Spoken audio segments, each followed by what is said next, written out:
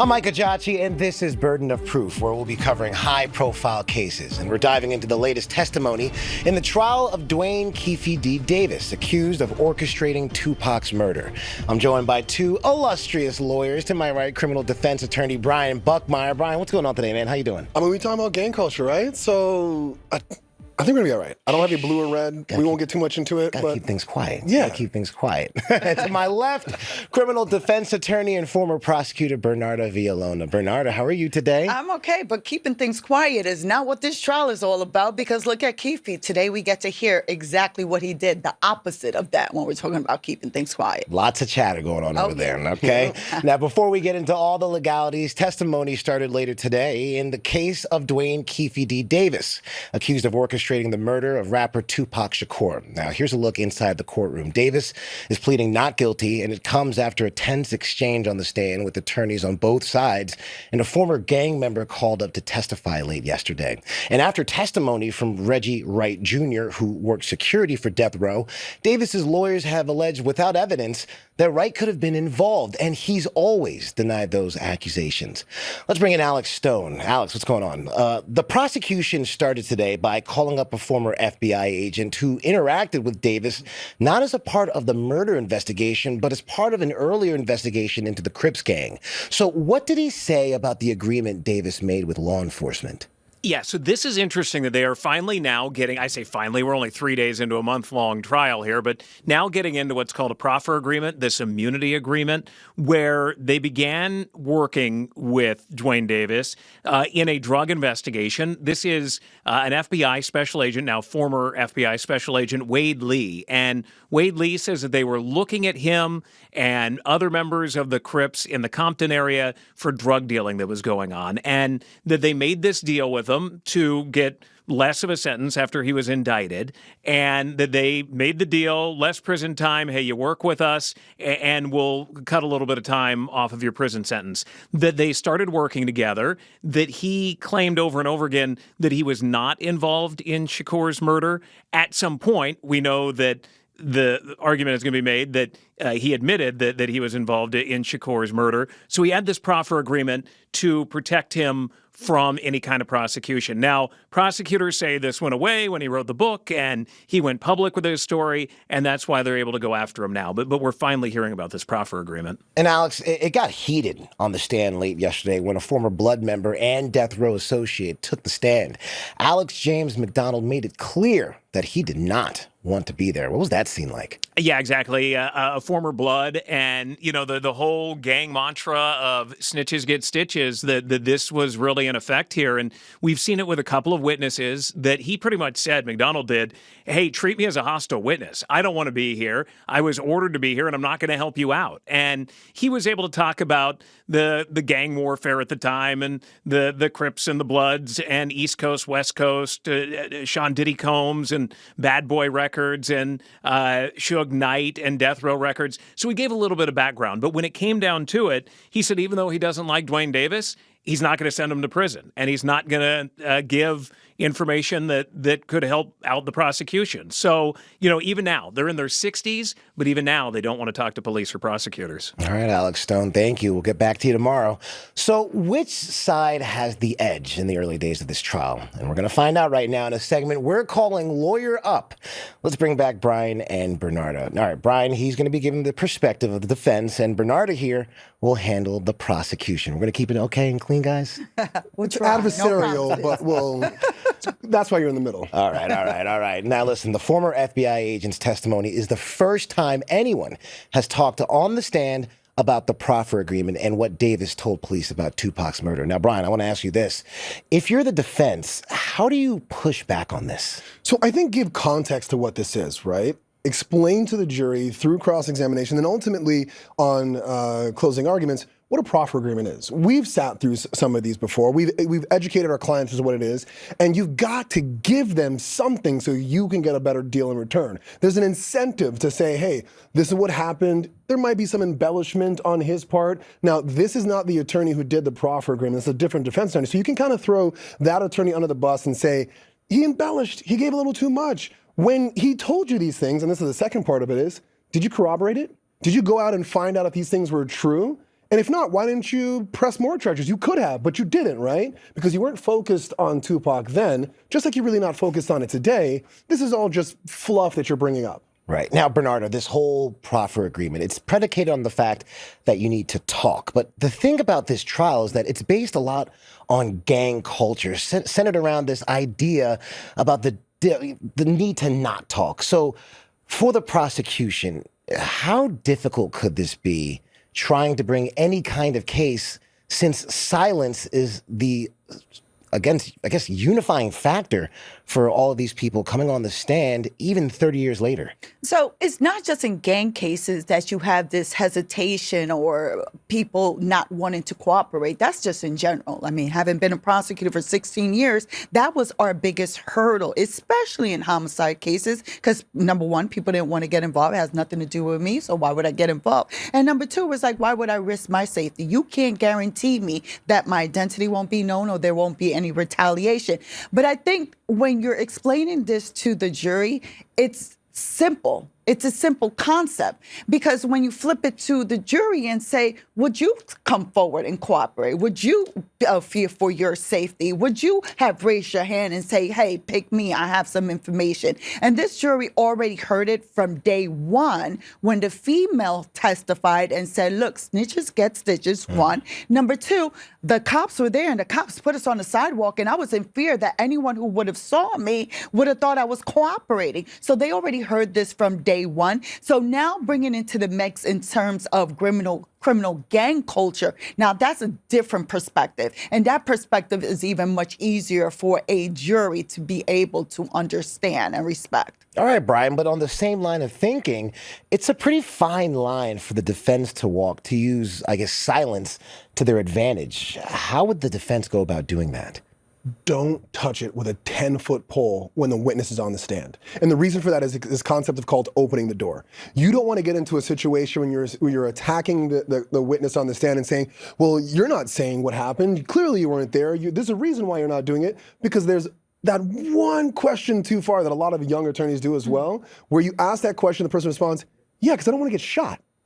And once the jury hears that, they'll be like, okay, now I understand why he's not talking. What you do is you allow that silence to sit there, and then on closing arguments or for a different witness, you say, this isn't about whether or not Keffe D committed this crime. It's about whether or not the prosecution proved it. Yeah, and with what they put forward, they didn't. Keffe D's attorney yesterday made that crucial mistake several times with Mob James when he testified, because Mob James even at one point looked at Keffe D and was like, yo, man, talk to your attorney. Like, what I say is not going to benefit you at all. Like, he's trying to give him a heads up. And I think the jury will be able to grasp that concept, and it actually backfired on the defense because it was clear from how the witness was responding was like, yo, he knows Keffe D was involved. I don't want to say it here because that's not how I was raised. Yeah, but Bernardo, we know Keffe D was involved because he said it so many times, not only in that interview with the FBI agents in 08 and 09, obviously all the interviews we've seen online, but his book, his own memoir that came out there. So what does that say now about what the work has to be done to try to prevent that from being the center focus of this case? But that's why witnesses like Mob James, who testified yesterday, or James Mob, whatever, the guy who testified yesterday, his testimony is providing corroboration, because as a prosecutor, you don't go forward with a case if the only piece of evidence you have is supposedly the perpetrator's admission. If you don't have surveillance or any type of other corroboration, most states, like New York, won't allow you to go forward on that prosecution if you don't have something aside from the admission, because you want to make sure you prevent false confessions or prosecutions that are built just on the admission of someone. So in terms of Keffe D's statement, you have these other witnesses. You have this video, of course, of the MGM beating. All of that is a corroboration that allows this case to go forward. So they're not just resting on Keffe D's statement. Well, Brian, Keffe D's statements, I mean, let's talk about it. They were extremely vivid. I mean, if you read his book, he talks about how many limos were used to carry his entourage around. He talked about the tailor that he visited to get his suit ready before he went to the MGM. I mean, he was talking about the kind of liquor he bought at the store before he actually went to that Tyson fight. So how does the defense try to convince a jury that everything that he just laid out were complete lies? show Keffe D talking in other situations. Is that his vocabulary? Is that how he describes things? Or is this what he does when someone is writing a book based on what he's done or is said to have done, and they're pulling additional facts out of him? I think that's the argument here. Look at his vocab. Like, that's not how he describes things. He's not describing things in this rich, colorful language that we're seeing in the book. The way I would describe this case, it's not about convincing anyone. I have a pretty good defense record that I'm really proud of, but I always tell people, prosecutors have lost more cases against me than I've won. This is a case where you let the prosecution lose. You don't try to win this one. You say, hey, you just haven't proved it. I'm not pushing too much. What's left here isn't a conviction, and you hope the jury sees it too. But that's why the prosecution is being strategic here. You notice How that so, Bernardo? Tell me. you see the prosecution didn't start with Keffe D's memoir, right? Right. The prosecution, the witness they have on the stand right now is the witness where he gave a proffer agreement. He gave a statement well before this memoir came out. So they want to focus it on pre-money time, the pre-money that he wanted to gain money, but that's why he had this memoir. So now we're talking about what started Yeah, first. but pre-money, but still looking at federal prison. So yeah, a book, I'm gonna make, what, $10,000, but I'm fighting for 30 years of my life outside of prison. Okay, very persuasive. We'll see what happens with that. Bernardo Villalona, Brian Buckmeyer. We'll come back to you, okay? Stick around. All right, next we're going to talk to someone who could soon take the stand. Documentary director Mike Dorsey gives us his take on the investigation and the evidence.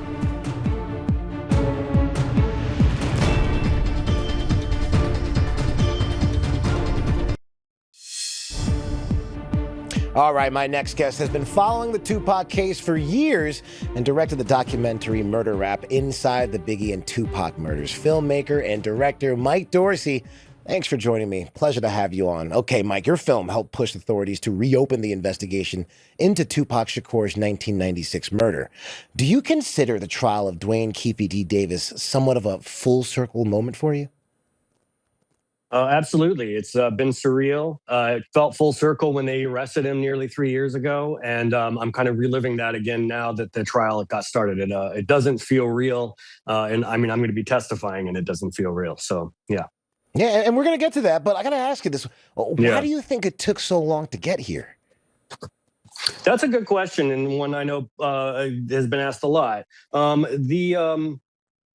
They always knew who did it, I believe, from the very beginning. I think they always knew that Orlando Anderson, the defendant's nephew, was their prime suspect. He had the motive that night to pull the trigger. But they didn't have enough evidence at the time to prove it. And as they say, it's not what you know, it's what you can prove. And then Orlando Anderson himself was killed in an unrelated shootout about a year and a half later. So then they lost, they don't have the shooter anymore. And so what it really took was Keffe D, his own big mouth coming forward and starting to do all these public interviews in his book where he confessed to his role. And that was, the missing piece that fit in with all the other evidence that they already had. And Mike, you just said... They just had to... Go ahead. You can finish up your point. The last thing I'll say about that is once he started giving interviews, then, it was another like 5 years before they actually made an arrest. And I think the reason is it's kind of like detective work 101. If your suspect is talking, let him talk. So I think they just let him talk until they had enough evidence. And they're like, okay, we now have, almost a dozen confessions that we can use against him. Let's move forward. Yeah, they let him talk, they let him write, they let him stream, they let him do everything about this case. Right. Now, Mike, exactly. I do want to ask you something else. You just said that you're going to be testifying at this trial. So what more can you tell us about that? Not too much, but yes, I will be testifying, and it's going to be soon. And it's just regarding a piece of evidence that I helped provide them with. I think it's so they can introduce that as evidence. Okay. Now, Mike, you worked on the documentary with former LAPD detective Greg Kading, who Davis told in 2008 that he was in the car at the time of the shooting and acquired the murder weapon, although Davis now says that was a lie. Now, he's expected to testify. Based on what he told you, how valuable of a witness do you think he'll be? I think Greg Kading is an extremely valuable witness. I think that the defense is going to attack him. I think he's expecting that. And he was in the room when that proffer that proffered confession was done back in 2008, where Keffe, for the first time, confessed to his role in this crime. So I think Greg Kading is very important, and I also think it's going to be probably a pretty contentious cross-examination. Now, Mike Davis is claiming that he didn't write the memoir that said he's one of the last living witnesses of Tupac shooting and was actually never there that night. Based on what you learned during your documentary research, what do you think about that statement? I don't think it's a coincidence that he didn't say that until after he got arrested and charged with murder. The timing is suspicious. I think it was said in an earlier segment here that his book and his confessions are so detailed, with almost beat by beat throughout that evening what happened. I think it's going to be very, very hard for him to convince a jury that he was somehow making that all up.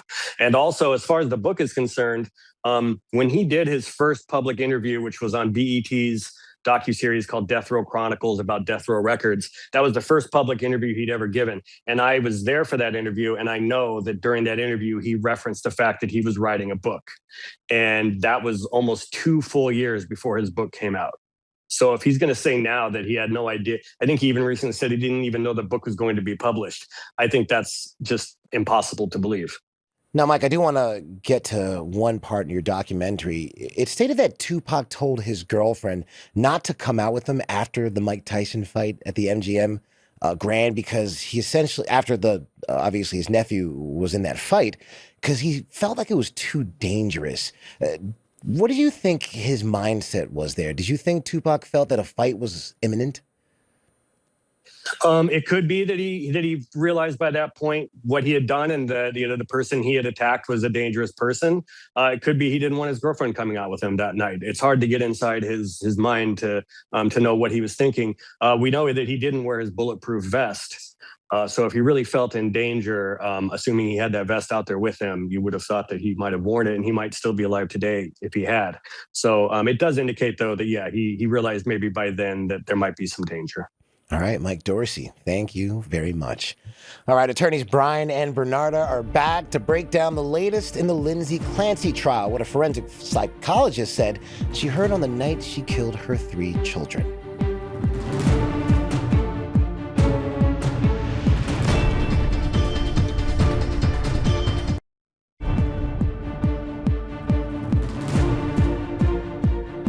All right, now to On the Docket, where we follow other high-profile cases. It's day 16 of testimony in the Lindsay Clancy murder trial, ended with the jury being dismissed early for a, quote, unforeseen circumstance. Forensic psychologist Dr. Paul Zeisel taking the stand and testifying that the last time Lindsay Clancy heard a voice in her head was on the day she killed her 3 children before trying to take her own life. Intrusive thoughts are unrelenting. They don't stop. They're what we call ego dystonic. You don't want them. They keep interfering with your ability to get through the day. Did she have, at this point, intrusive thoughts continuing regarding voices in her head that she heard constantly? Yes. What were these voices saying to her? They were getting worse, and they were telling her to kill herself. All right, let's bring in Brian and Bernarda back here to talk about this case. Bernarda, I want to start with you. The defense wanted a TikToker to testify who'd posted a video sharing her experiences at one of the hospitals where Clancy was treated. Now, the judge decided not to use her testimony. Do you think it's wise for the defense to use the online attention of the case is getting to try to maybe sway the jury? Oh, absolutely. You use the media because you want to use the media attention because you never know what these jurors are actually looking at. Because the judge tells you that you shouldn't be watching the news or anything related to the trial that they're sitting. In fact, every day a judge will ask them, have you heard any news about the case? And if you have to report it, right? But in terms of using the media, you have to think that it benefits them because he's getting a pulse for what is it that people are thinking. And these same people are the ones that are watching the trial. Yeah. Also, this person worked at one of the facilities that Lindsay Clancy supposedly went to, and she was testifying or was going to testify that the facility wasn't as hands-on as might have been the perspective. So I think that's helpful as well. Right. And that's part of the cross-examination, Brian. Zeisel acknowledged that Clancy's medical records prior to the incident didn't reflect that she was hearing a voice in her her head, though she did report intrusive thoughts. So how is that going to affect the defense? So I think the defense is doing a smart thing. If you go back to the beginning, the prosecution lays out their case, and they have expert after expert, people who have worked with Lindsay Clancy, from the therapist, the psychiatrist, whoever it is, but drove home a very strong narrative of no one had the complete picture. Everyone had bits and pieces and couldn't properly diagnose her because of it. Now the defense has their expert and says, look at everything they could have looked at. Now they're trying to elevate their expert as being better than everyone else to say, well, you had the better picture. You obviously had the better perspective. What do you think? Clearly the defense is resting their hat on that witness. I think it's a smart move. Okay, and Bernardo, on the cross-examination there, prosecutors, they tried to suggest that Dr. Zeisel planted the idea of Clancy hearing voices in her head to try to kill her children during that first meeting. So that was all 2 days before she made a similar comment to her husband over the phone. So do you think the jury will actually consider that little snippet? So it's something that actually came up during the defense opening statement. The defense actually was on the offense about it and actually went into detail during their opening statement. Was like, the prosecution will want you to think that this doctor that's well respected, that is used all around the country, is used in the federal system and the state system, would tell her what type of defense to go after. So in terms of, I would say, recent fabrication, right? Because that's what the prosecution's trying to do.